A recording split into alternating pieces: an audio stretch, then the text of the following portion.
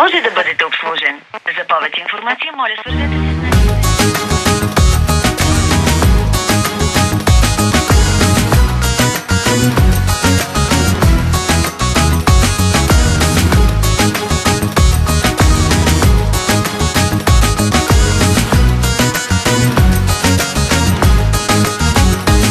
Татуировките по тялото ти разказват история. Горещите ти танци пак търсят аудитория. Телефонът ти звъни непрекъснато. Изходящите обаждания пак са прекъснати. Надут си, самочувствие голямо. Ма за достоинството ти ще си говорим, като сме само двама. Само не разбрах на кой е колата, на тати, на бати или на жена ти. Когато те погледна само, разбирам колко струваш ти. Ефтини чекитваш за бюджета ми. Такива като теб ги искам за малко повече от час, а после ставаш скучен за такива като нас. Хей, ти, гледай ме в очите. Хей, ти, когато ме обичаш, искаш ли сега да направим новина, за която после много да разказваш? Хей, ти, клипа ще те снимам. Хей, ти, и знам, че ще те имам. Ще измислиш ли нещо по-така да се впечатля?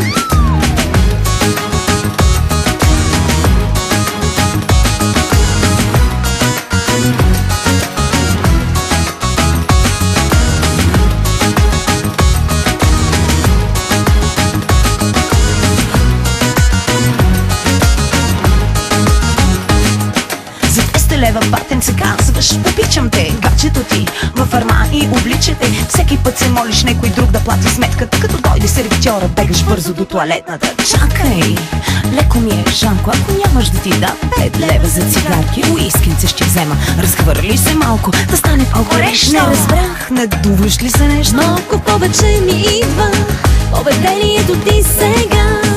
Май са леко женски тези твои номера. Минаваш покрай мен небрежно, подаваш лекичко ръка. Искаш да се вържа, ама не позна. Хей, ти, гледай ме в очите. Хей, ти, когато ме обичаш, искаш ли сега да направим новина, за която после много да разказваш? Хей, ти, клипа ще те снимам. Хей, ти, и знам, че ще те имам. Ще измислиш ли нещо по-така да се впечатля? Не слушаш чалга, що си пуснал в колата на Райна най-новата топалка? А С-класата на газ ли е? Ало, звъни ми ти, че тази карта е на ваучер. Извинявай, ей сега ще набера. Ужас.